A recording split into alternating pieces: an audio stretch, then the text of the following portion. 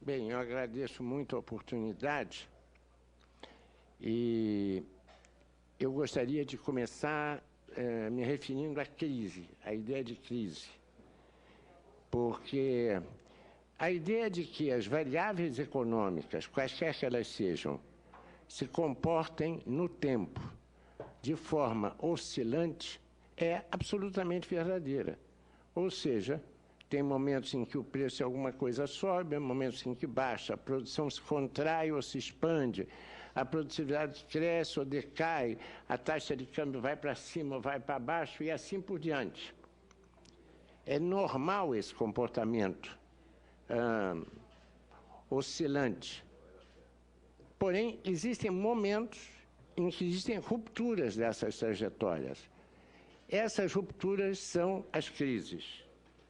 E eu estou convencido de que estamos no umbral de uma crise sistêmica. Quando quero dizer sistêmica, quero dizer que é uma crise que vai mexer em regras básicas de funcionamento do sistema. Não me perguntem quais vão ser, como vai ser o sistema que irá emergir. Esse é o prognóstico quase que impossível.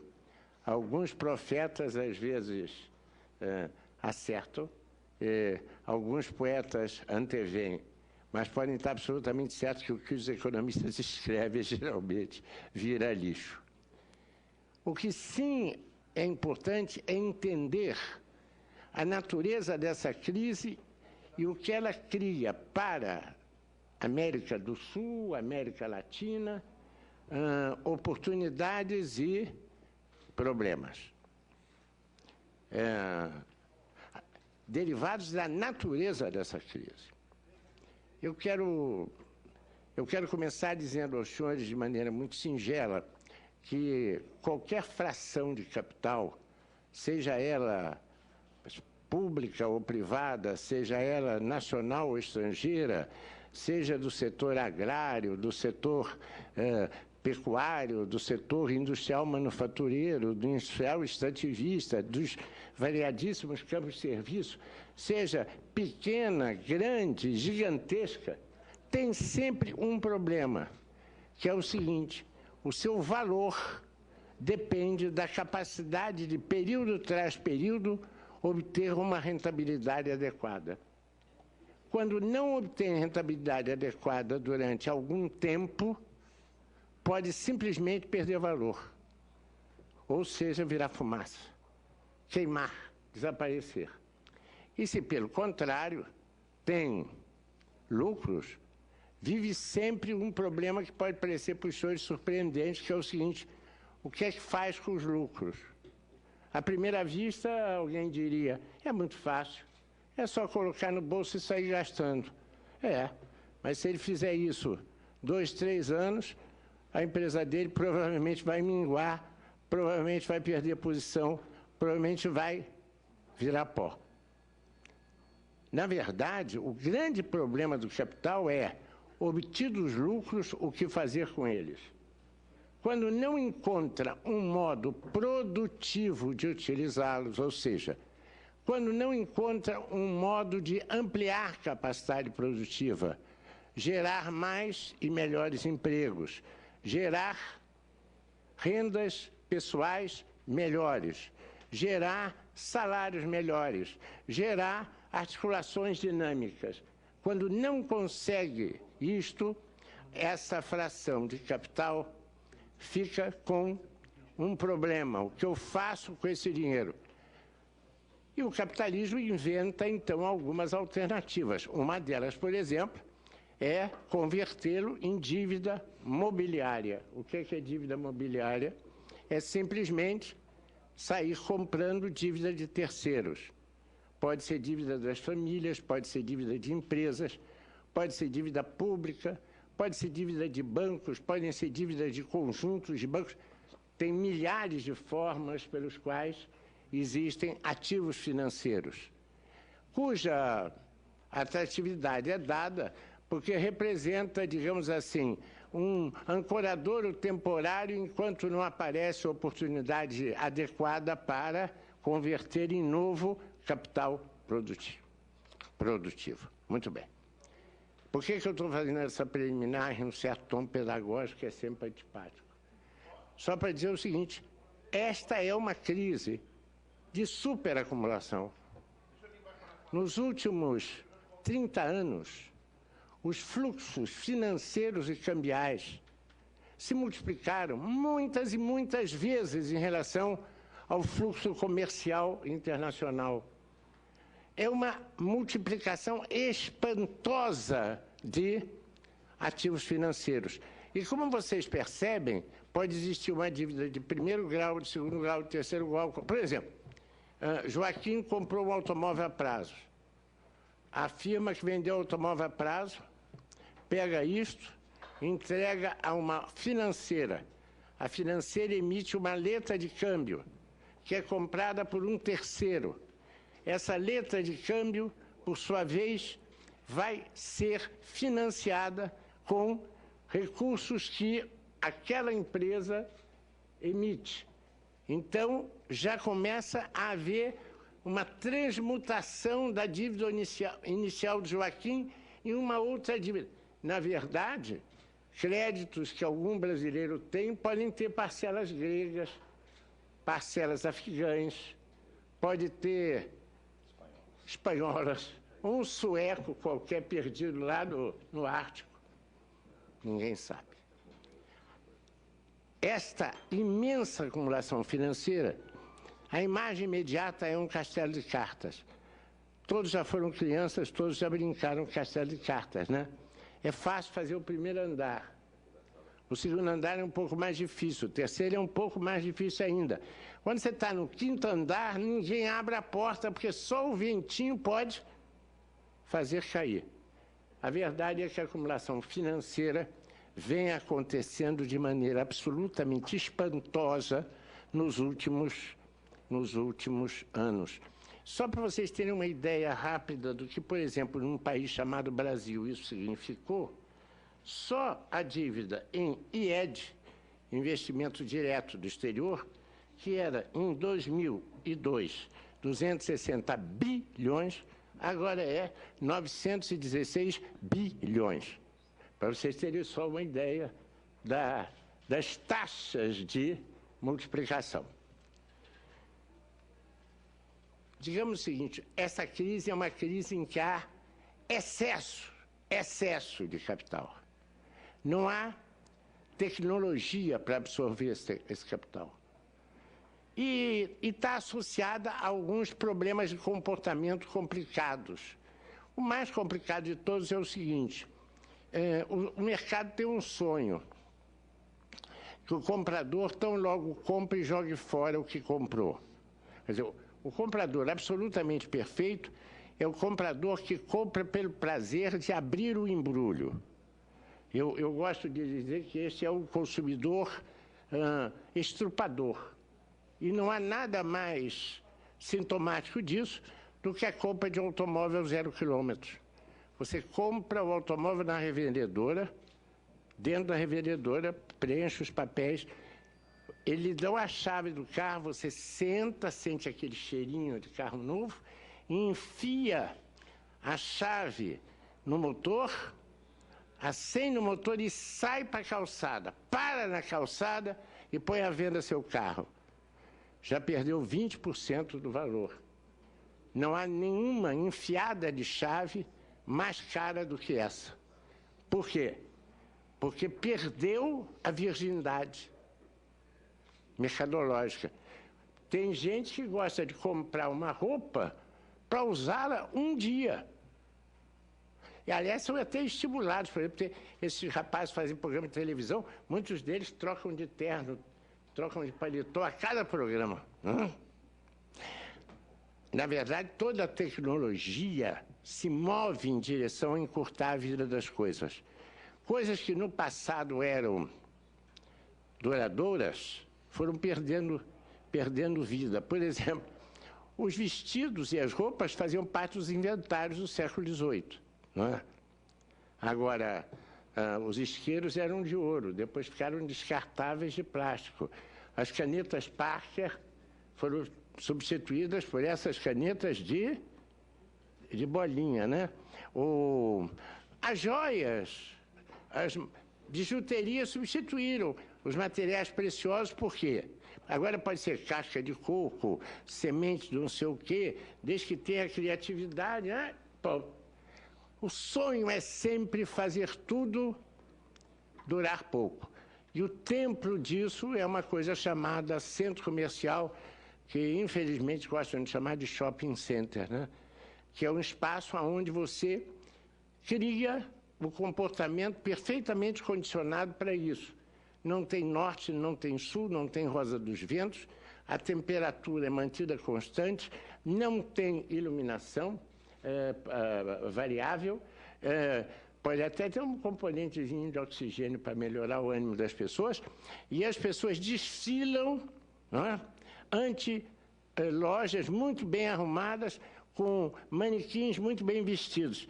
Eu sempre acho que é uma estranha relação entre pessoas e robôs que move um tipo de erotismo absolutamente singular naqueles ambientes.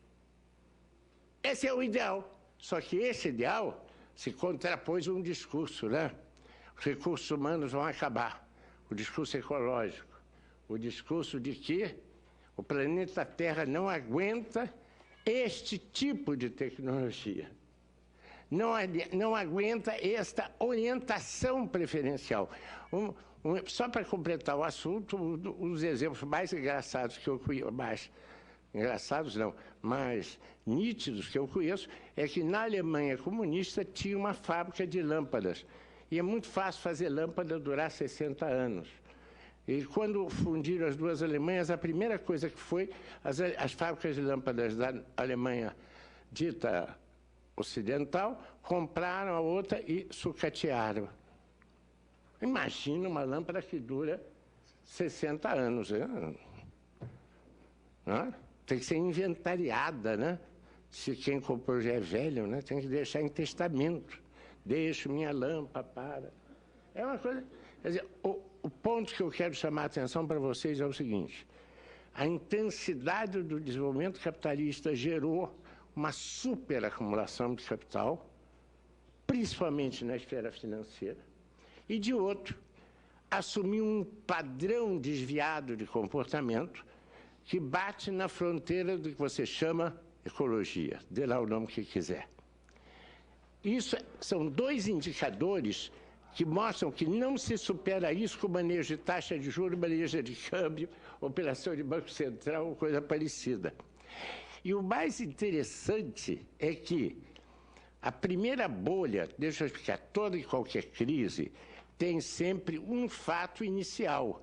Porém, não é o fato inicial que explica a crise.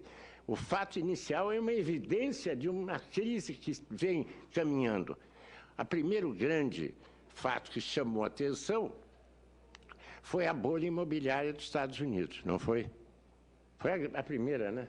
Uma bolha de crédito colossal. Depois, o que é que apareceu? A crise europeia? Como é que é a crise europeia? A crise europeia é produto de uma quase insanidade. Todas as nações europeias se mantiveram como nações.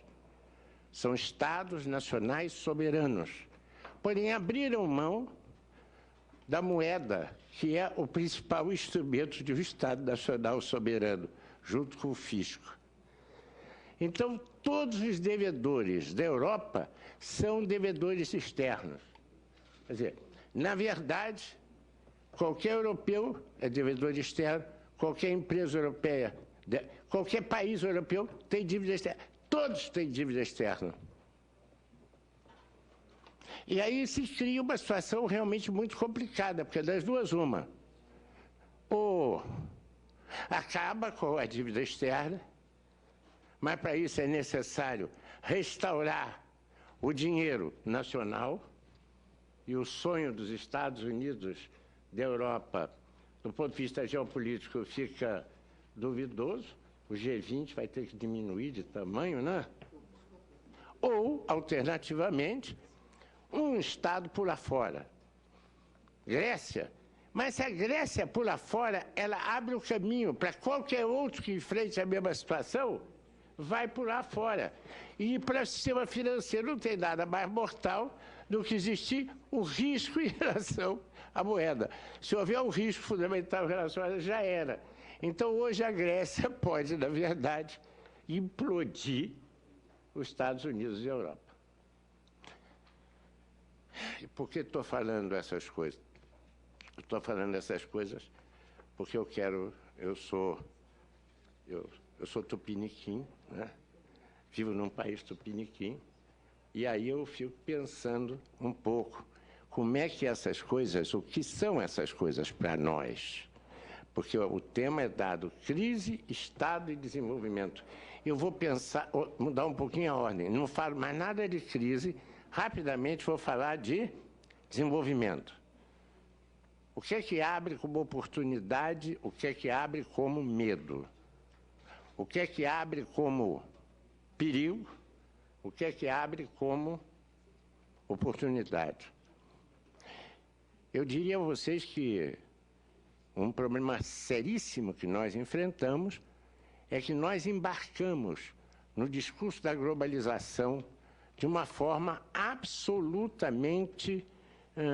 eu não vou usar um adjetivo, porque é pouco elegante, diria temerária, né? Preferia usar irresponsável, porque nós abrimos mão da maior parte dos instrumentos de salvaguarda nacionais.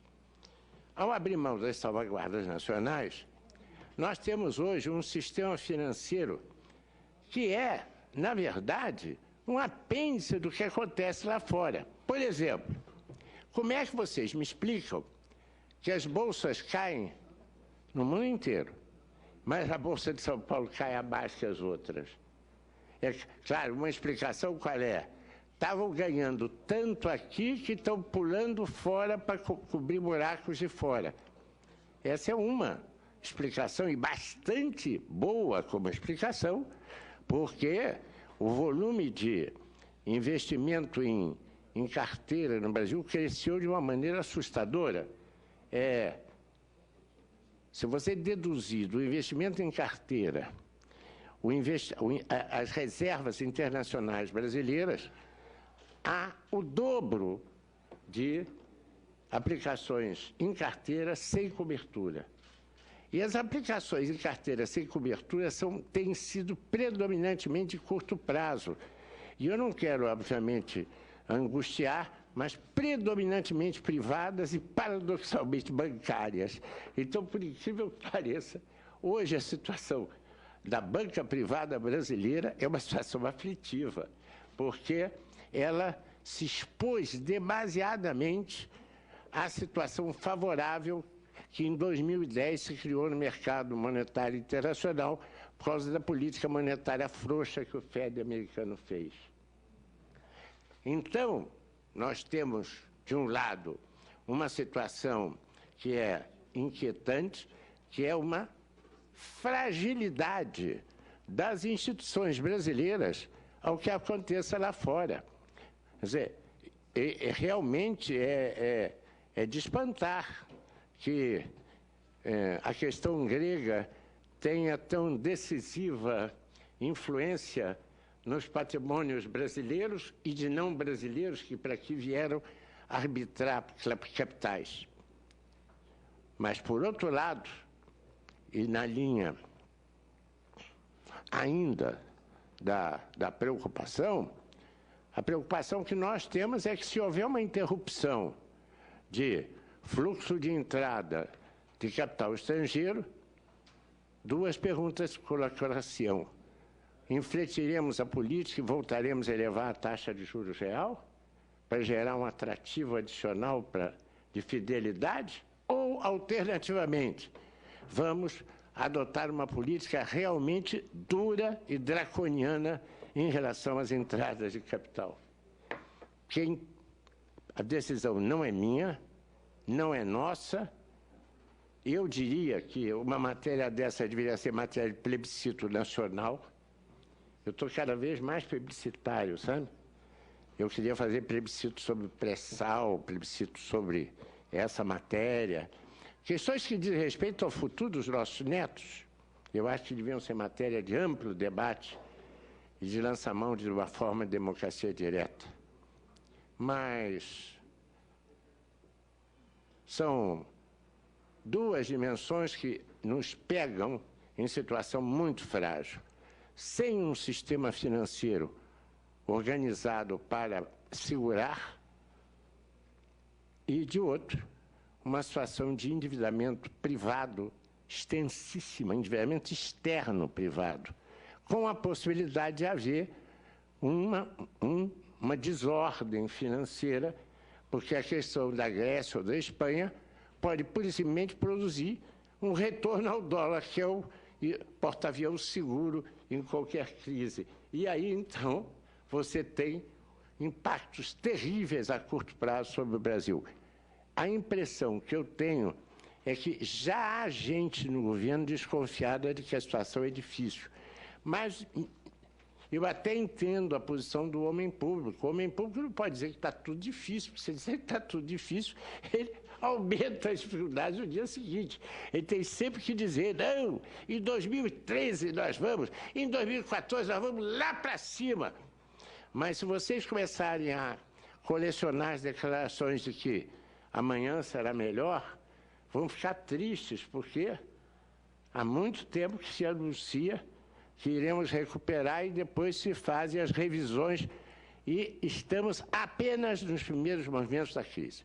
Por outro lado, senhores, Brasil, e aí eu vou dizer América Latina, tem uma imensa vantagem nesta crise mundial, potencial, que é a seguinte: nós não precisamos uma nova forma de energia para ter uma revolução tecnológica. Se nós, com a tecnologia já conhecida e já dominada, aproveitarmos para realizar os sonhos da civilização brasileira, ou civilização sul-americana, ou civilização latina, nós temos muito espaço para crescer, coisa que lá em cima não existe. Só para dar um exemplo aos senhores, por acaso, vou até falar uma coisa que eu conversei hoje lá no aeroporto, por acaso. A matriz de transporte brasileira é das piores matrizes do mundo, porque repousa basicamente no transporte rodoviário, que é uma modalidade de frete 4 vezes superior à modalidade hidráulica e 2 vezes superior à modalidade ferroviária. Então, se o Brasil mudar a sua estrutura de transporte, pode elevar fantasticamente o poder de compra da nossa população por reduzir o frete embutido que está em tudo que chega à mesa ou às mãos dos brasileiros. Então, nós temos uma enorme oportunidade de, com uma tecnologia conhecida, como é a tecnologia de transportes, dar um salto à frente.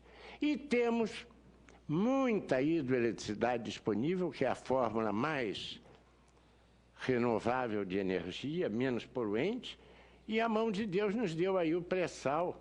Espero que tenha dado para nós, não para o Eike Batista, mas enfim. Sim, porque o Eike já é a 7ª fortuna do mundo, com um pedacinho do pré-sal, né? Se começar a distribuir pedacinho por aí, capaz de não formarmos a seleção dos maiores fortunas do mundo, né? É uma realização também.